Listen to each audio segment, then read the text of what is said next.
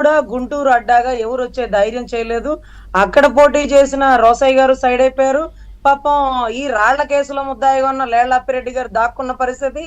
ఇప్పుడు మరి గట్టిగా నిలబడాలి అంటే పేమెంట్ లేదే పని జరగని పరిస్థితి గుంటూరులో అయితే నెలకొంది సార్. అది వాస్తవిక విషయం.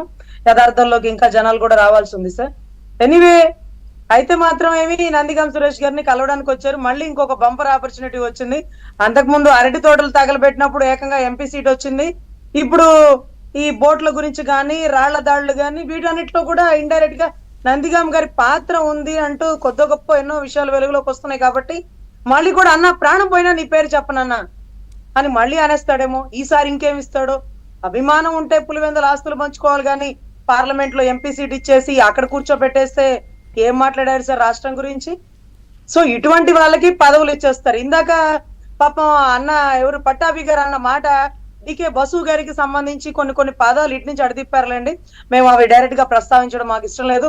నేను ఇందాక మీరు అనగానే గూగుల్లో సెర్చ్ చేస్తే నాకు తెలుగు మీనింగ్ సరిగా తట్టలేదండి, సరిగా దొరకలేదు. బట్ ఆయనకి ఏ డిక్షనరీలో అంత పెద్ద పదాన్ని దొరికిందో మరి దాన్ని కనీసం ఎక్కడ కటింగ్స్ కూడా లేకుండా అంత ఇదిగా మాట్లాడగలిగారో మాకైతే తెలియదు. కానీ జోగి రమేష్ గారు ఒక మినిస్ట్రీ స్థాయిలో ఉండి స్టేజ్ల మీద చిత్తగార్తి కుక్కలు అంటూ ప్రతిపక్ష నాయకుల్ని సంబోధించినప్పుడు కాదు, స్టేజ్ల మీద కాదు, assembly floor of the assembly ఆ చెత్త నా కొడుకు అని ఒక ఎంపీని అన్నాడు.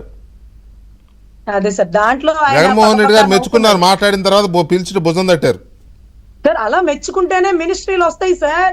అరటి తోటలు తగలబెట్టి అన్నా నా చచ్చిన నీ పేరు చెప్పనన్నందుకు ఒక ఆయనకి ఎంపీ సీట్ వచ్చింది. ఇంకొక ఆయన ప్రతిపక్ష నేతల్ని బూతులు తిట్టినప్పుడు మినిస్ట్రీ హోదాలో వచ్చింది. ఆ లెక్కలో మినిస్ట్రీ కోటా తెచ్చుకొని ఈ రోజు అగ్రిగోల్డ్ భూములు అరెస్ట్ అయినప్పుడు ఇదిగో ఒక బీసీ బిడ్డని అన్నాడు. అమర్నాథ్ గౌడ్ ఒక బీసీ బిడ్డని తగలబెట్టినప్పుడు ఏమైంది నీ కులం, ఏమైంది నీ కులం? ఒక పసిబిడ్డ ఏ రకంగా చనిపోయాడు? సూసైడ్ చేసుకున్నారట. నిప్పులతో మంటలతో ఒక పసిబిడ్డ సూసైడ్ చేసుకుంటారా? ఆస్తులు అప్పులున్నాయా? లేకపోతే లవ్ ఫెయిల్యూర్ అయిందా? ఏ కారణాలు చెప్పాలి కదా. కనీసం నీ కులం మీద అభిమానం ఉందా? అలాంటి వాళ్ళందరూ అండి స్టేజ్ల మీద బోరుగడ్డ అనిలండి ఇదే గుంటూరు నడిబొడ్డులో పవన్ కళ్యాణ్ గారి పసిబిడ్డల గురించి కూడా రమ్మను అంటూ చాలా అసభ్యమైన పదజాలాన్ని వాడాడు సార్. మా జీవితంలో మేము మర్చిపోలేము ఆ పర్సన్ ని మాత్రం. అటువంటి వ్యక్తుల్ని కూడా మరి మాకు బీపీలు రాలేదే. బీపీలు వస్తే బోరుగడ్డ అనిలు బతికనిచ్చేవారా? లేకపోతే తల్లి బోనమ్మని అవమానించినప్పుడు టీడీపీ వాళ్ళు గాజులు దొడుక్కున్నారా? డిసిప్లిన్ డిసిప్లిన్, మాటని మాటతో కాదు, ఒక లీగల్ ప్రొసీజర్ ఉంటుంది అంటూ రెడ్ బుక్ ని రాసిన లోకేష్ గారు మర్చిపోయారు సార్. ప్రతిసారి రెడ్ బుక్ పాలన ఇంతవరకు తెలిసారా? సరైనోడు ఒకడైనా దాంట్లో అరెస్ట్ అయ్యాడా? అగ్రిగోల్డ్ భూముల్లో కదా జోగి రమేష్ గారు, జోగి రాజీవ్ గారు అరెస్ట్ అయింది. తెలుగుదేశం పార్టీ ధ్వంసంలో కదా నందిగాం గారు పేరు వచ్చింది. ఇంకా రెడ్ బుక్ పరిపాలన ఎక్కడ తెలిసారు సార్? మనం ఎక్కడ మర్చిపోతామని తట్టి తట్టి తట్టి గుర్తు చేస్తుంటారు గౌరవ్ జగన్ రెడ్డి గారు. ఇందాక అన్న చెప్పినట్టు అప్పట్లో ఏది డ్రగ్స్ ఎక్కువ ఉన్నాయండి, గంజాయి విచ్చలవిడిగా ఉన్నప్పుడు నక్క ఆనంద్ బాబు గారు స్టేట్మెంట్ ఇచ్చారు. ఈ రాష్ట్రంలో గంజాయి ప్రబలుతుందా? ఎలా చెప్తావా గంజాయి ప్రబలుతుందని ఇళ్ల మీదకి వెళ్ళి దాడి చేశారు.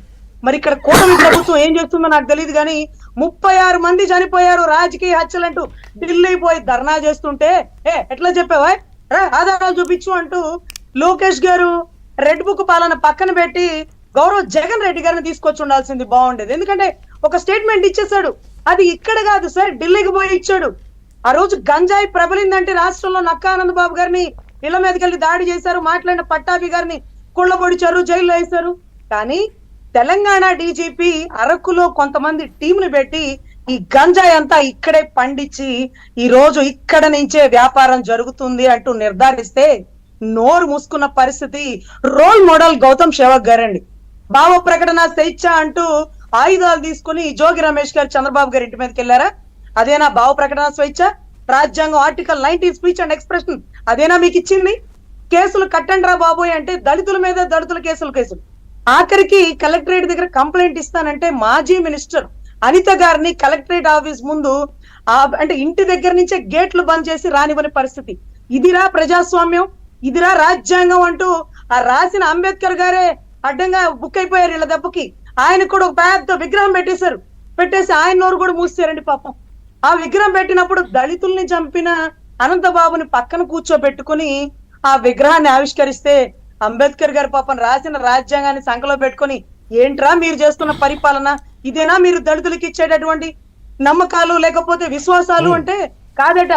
దళిత విదేశీ విద్యని ఏదైతే అంబేద్కర్ గారు విదేశీ విద్యని జగనన్న విదేశీ విద్యగా మార్చుకున్నారు. ఆయన ఏమన్నా పులివెందల ఆస్తులు ఏమన్నా తీసుకొచ్చి విదేశాలకు పంపించి చదివిస్తున్నారండి. సో ఇటువంటి ప్రతి విషయాల్ని మనం పిన్ టు పిన్ గా నోట్ చేసుకుంటే, ఆ రోజు పట్టాభి గారు బెయిల్ అప్పుడు నేను అక్కడే ఉన్నానండి. సీనియర్ అడ్వకేట్ పోసాని గారు వచ్చి వాదించారు. ఆయన హెల్త్ కండిషన్ బాగున్నా బాగోపోయినా ఆ టైంకి పాపం ఆయన వచ్చారు. ఏంటి అంటే పట్టాభి గారు అంటే బయటకు వస్తే గన్నవరాన్ని తగలబెట్టేస్తారంట. అక్కడ పిపి గారు బెయిల్ క్యాన్సిల్ చేయడానికి ఎన్నిసార్లు తగలబెట్టారమ్మా. ఆయన ఇంటి మీద దాడి చేసి ఆయన ఒక స్టేట్మెంట్ ఇచ్చాడని ఒక్క పదానికే స్టేట్మెంట్ ఇస్తే పార్టీ కార్యాలయం ధ్వంసం పెట్టిన వాళ్ళని మాత్రం పార్టీ వన్ ఇచ్చేసారా అండి?